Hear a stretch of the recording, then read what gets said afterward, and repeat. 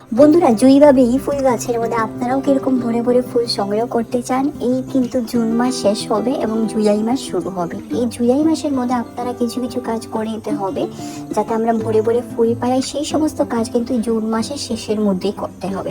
এখন কিন্তু অগাছে বৃষ্টি হচ্ছে, রোদও হচ্ছে, সিজনস কিন্তু আপ অ্যান্ড ডাউন হচ্ছে। তো এরকম সময়ে কিন্তু গাছের বৃদ্ধি খুব সহজে হয়ে যায় এবং সঙ্গে কাটিংও কিন্তু লেগে যায়। আর গাছের মধ্যে পোকামাকড়ের আক্রমণও কিন্তু এত একটা থাকে না। আর উল্টো গাছের মধ্যে কিন্তু ভরে ভরে কিন্তু আমরা ফুল দেখতে পাবো। এটা হলো সেই খাবারটি, এটা জাস্ট একবার দিতে হবে, তারপরে আপনারা কিন্তু এক সপ্তাহের মধ্যে প্রমাণ পাবেন। তো আজকে A to Z information share করব। তো আপনাদের সকলকে আমি রিকোয়েস্ট করবো অবশ্যই শেষ অবধি দেখবেন। যদি ভিডিওটা ভালো লাগে অবশ্যই আপনারা আপনাদের প্রিয় গার্ডেনিং ফ্রেন্ডসদের সঙ্গে শেয়ার করবেন। আর অবশ্যই আমার পাশে থাকবেন, কারণ এটা আমার নতুন চ্যানেল। আপনারা যদি অল্পটুকু আমাকে সাপোর্ট করেন আমি এগিয়ে যাওয়ার সাহসটুকু পাবো। তো চলুন বন্ধুরা, সময় নষ্ট না করে এবার ভিডিওখানে তাহলে শুরু করা যাক। Welcome to Mickey Minnie's Garden! নমস্কার বন্ধুরা, কেমন আছেন সবাই? মিকি মিনিস গার্ডেন্স এর মধ্যে আপনাদের সকলকে স্বাগত জানাচ্ছি। তো বন্ধুরা, আজকের আমার ভিডিওর বিষয়বস্তু হলো জুঁই বা বেলি ফুল গাছের খুবই গুরুত্বপূর্ণ পরিচর্যা। জুন মাসে করে নিন এই সমস্ত কাজ, গাছের মধ্যে পাতা হারিয়ে যাবে, এত পরিমাণে ফুল হবে আপনারা গুণে শেষ করতে পারবেন না, গ্যারেন্টি দিয়ে বলছি। এখানে দেখেন আমার গাছটি। এই সময় কিন্তু অনেকে বলছে যে ওদের গাছ ঝিমিয়ে গেছে, ওদের গাছের মধ্যে কোনো নতুন গ্রোথ নেই। বন্ধুরা, এটা হলো সঠিক সময়। এই সিজনে যদি আপনাদের গাছের মধ্যে গ্রোথ না আসে তাহলে কিন্তু সেটা আর আসবে না, উল্টো গাছটি মারা যাবে। এখানে দেখেন জমিতে লাগানো গাছের মধ্যে এত পরিমাণে নতুন নতুন ডাল শাখা পোশা বেরিয়েছে, সেটা আমি গুণে শেষ করতে পারবো না। সেখানেই আমি আপনাদের সকলকে শেয়ারও করছি। তো পাতাকে সুস্থ রাখতে হবে। গাছকে যদি আপনারা বাঁচাতে চান তাহলে পাতাকে সুস্থ রাখতে হবে। যদি গাছের মধ্যে কোনো পোকামাকড় আক্রমণ করে নেয়, যদি পাতা মুড়িয়ে যায় বা পাতার মধ্যে কোনো পোকামাকড়ে বাসা করে নেয় অথবা পাতা কুকড়িয়ে যায়, তো তাহলে কিন্তু গাছ বাঁচবে না। যতই নতুন পাতা হবে সমস্ত নতুন পাতাগুলোকে কিন্তু পোকামাকড়ে আক্রমণ করে দমন করে দেবে। তারপরে কিন্তু গাছের গ্রোথ থেমে থাকবে। তার জন্য কিন্তু অবশ্যই একটা অর্গানিক স্প্রে করবেন, সেটি হলো নিম পাতা সিদ্ধ করা জলের স্প্রে করবেন। যদি নিম পাতা সেদ্ধ করা জলের স্প্রে আপনারা না করেন তাহলে অবশ্যই মার্কেট ফার্টিলাইজার নিম অয়েলের স্প্রে করবেন। আমার ডিসক্রিপশন বক্সে কিন্তু আমি লিঙ্ক দিয়ে দেবো, অবশ্যই সেখান থেকে গিয়ে কিনতে পারবেন, খুব কম দামে ডিসকাউন্টে পেয়ে যাবেন। আর এই যে দেখেন, এটি হলো টিপ। অনেকে জানে না, এই যে দেখেন এটা হলো টিপ। এই টিপটাকে আমরা যদি পিঞ্চিং করে দিই, কেটে দিই, ভেঙে দিই নখ দিয়ে, তাহলে সেই জায়গা থেকে কিন্তু নতুন নতুন ডাল শাখা পোশা বের হবে এরকমই, যাতে গাছ বুশি হবে। অনেকে এই টোটকা জানে না, তার পরবর্তীতে অনেকে জিজ্ঞেস করে যে কি করে গাছের মধ্যে নতুন ডাল শাখা পোশা আমরা আনতে পারবো। এই টোটকা ফলো করবেন, অবশ্যই 100% গ্রোথ হবেই হবে, গ্যারেন্টি দিয়ে বলছি। আর পাতাকে কি করে বড় করবেন? পাতাকে বড় করার জন্য কিন্তু আমাদের সঠিক পরিমাণে নাইট্রোজেন, ফসফরাস, ম্যাগনেসিয়াম যত সমস্ত খাবার আছে গাছের মধ্যে দিতে হবে।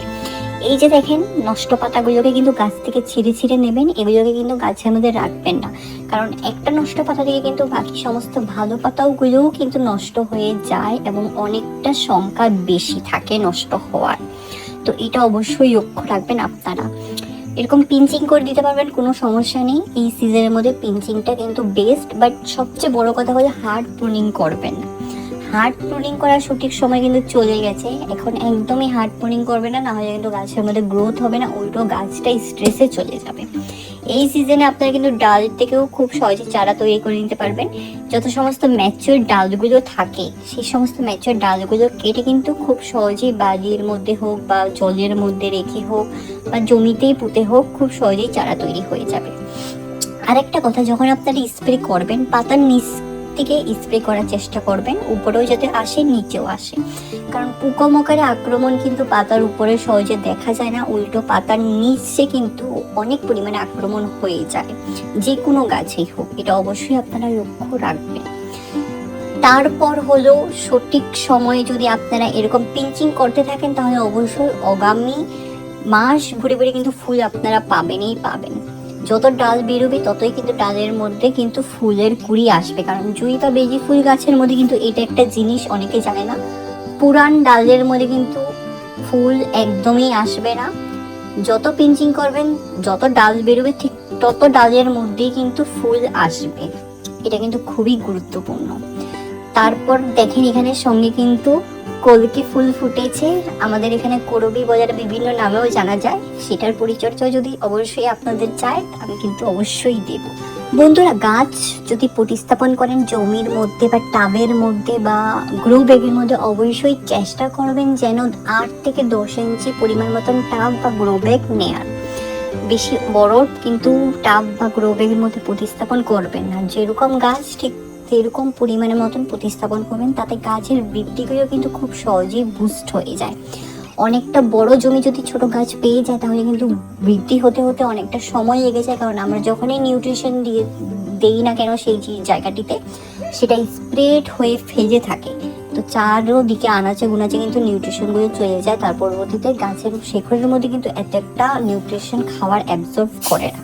তো সেইটা কিন্তু অবশ্যই আপনারা লক্ষ্য রাখবেন। আর এই যে দেখেন গাছটি প্রচণ্ড বড় হয়ে গেছে, আমি কিন্তু বেঁধে রেখেছি স্টিকের মাধ্যমে সাপোর্ট দিয়ে। তো এটা কিন্তু আমি এখনো হার্ড প্রুনিং করিনি, আমি কিন্তু ফেব্রুয়ারি মাসের মধ্যে হার্ড প্রুনিং করেছিলাম, কারণ ফেব্রুয়ারি হলো সঠিক সময় হার্ড প্রুনিং করার। তারপর কিন্তু মাটি মিক্সিং এবং সয়েল মিক্সটা কিন্তু খুবই গুরুত্বপূর্ণ। সয়েলের মধ্যে আপনারা কি কি নেবেন, 50% কিন্তু মাটি নেবেন, সেটা মোস্ট কমন জিনিস। তারপর অল্প পরিমাণ মতন বালিয়ে নেবেন, 20% বালিয়ে নেবেন, 50% মাটি নেবেন, আর পরিমাণ মতন 20% ভার্মি কম্পোস্ট নেবেন, আর পরিমাণ মতন আরও বাকি 10% আপনারা যে সমস্ত টুকটাক জিনিস থাকেন, নিমের খোল, বোন ডাস্ট, বোন মিল, এই সমস্ত জিনিস আপনারা নিতে পারবেন। এটা হলো সঠিক পরিচর্যার জন্য সঠিক মাটি তৈরি করা, যাতে গাছ কিন্তু মাটি থেকে রোগ আক্রান্ত না হয়। কারণ রোগ কিন্তু খুব সহজে আক্রান্ত হয় না গাছের মধ্যে যদি মাটি সঠিক থাকে। অবশ্যই এটা কিন্তু আপনারা লক্ষ্য রাখবেন, কারণ মাটি হলো সবচেয়ে দামি, এবং মাটি সুস্থ থাকে অবশ্যই গাছও কিন্তু সুস্থ থাকবে। আর পাতার মধ্যে এই সমস্ত পোকামাকড় আক্রমণ করে নিয়ে অবশ্যই স্প্রেটা করবেন। আর একটা সিক্রেট টোটকা আমি আপনাদের সঙ্গে শেয়ার করছি, যারা এই অবধি ভিডিও দেখছেন অবশ্যই তাদের জন্য। এই যে দেখেন এই গাছটি সুস্থ, গাছকে সুস্থ রাখার জন্য একটা সিক্রেট টোটকা হলো রসুনের খোসা। রসুনের খোসাগুলোকে আপনারা জলের মধ্যে চুবিয়ে রাখবেন, সেটাকে আপনারা 10 থেকে 15 মিনিট বয়েল করবেন। তারপর সেই রসুনের খোসার মধ্যে 2 থেকে 3টে কাঁচা লঙ্কার গুঁড়ো দেবেন, সেটাকে ভালো করে মিক্স করে আরও 2 মিনিট টাকা বয়েল করবেন। তারপর নর্মাল যদি ডাইলিউট করে সেটি ঠান্ডা হওয়ার পর গাছের মধ্যে স্প্রে করবেন সপ্তাহে 2 দিন।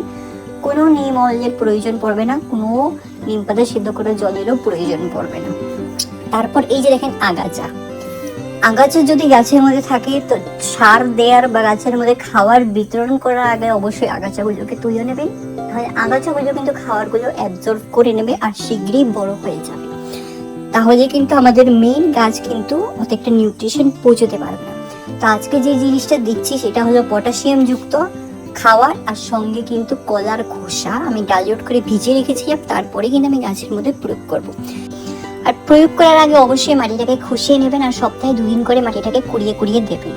আর এই খাবার আপনারা ক্রমাগত দেবেন না, 15 দিনে একবার করে দেবেন, খুব দারুণ কিন্তু রেজাল্ট পাবেন। তো চলুন বন্ধুরা, যদি আপনাদের ভিডিওখানে ভালো লেগে থাকে তাহলে অবশ্যই আপনারা আপনাদের প্রিয় গার্ডেনিং ফ্রেন্ডসদের সঙ্গে ভিডিওখানে শেয়ার করবেন, আর অবশ্যই ভিডিওটি ভালো লাগে একটি লাইক করে দেবেন। পরবর্তী একটা নতুন ভিডিও নিয়ে আবার নতুন এরকম ঘরোয়া টোটকা নিয়ে খুব শিগগিরই আসবো। ভালো থাকবেন, সুস্থ থাকবেন, ধন্যবাদ।